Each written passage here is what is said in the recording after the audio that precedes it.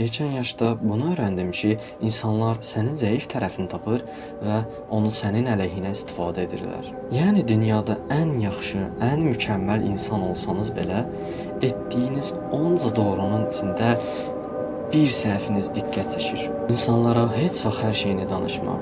Anana, atana, iş yoldaşına və sinif yoldaşlarına belə. Sanki sənə burada bir mesaj verilmək istəyir. Demə.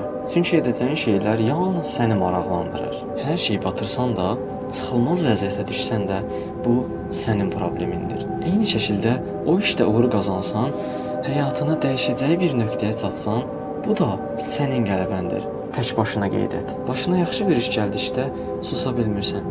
Dərhal kiməsə demək istəyirsən ki, sevincinə şərik olsunlar. Amma sonra nədənsə həmin o yaxşı hadisə tərsinə çevrilir və hər şey əksinə baş verir. İnsanlar bəzən özlərinin edə bilməyəcəyi şeyi başqalarının etdiyini görəndə istər-istəməz içlərində qısqanclıq hissi yaranır. Bu hisslərin belə sənin həyatına mənfi təsiri olur. Buna görə də bir işdən nəticə almayana qədər o işi heç kimə demə. Uğur qazanmaq istədiyin bir mövzuya görə hərəkətlərin, davranışların dəyişə bilər. Bu vaxt insanlar sənin dəyişiminə qərəzli yanaşarlar. Çünki sənin indiki uğursuz halın onların gözlərində sadə göründüyü üçün sənə zəif kimi davranmağa başlayarlar. Məsələn, uğur qazanmaq istədiyin sahəyə vaxt ayıranda və fokuslananda ətrafından istər-istəməz uzaqlaşmaq istəyirsən. Onlar isə bunu görəndə sənin asosial triplərini çəkməməyə başlayırlar. Qoy çəkməsinlər. Çünki bir müddət sonra mübarizəni qazandıqda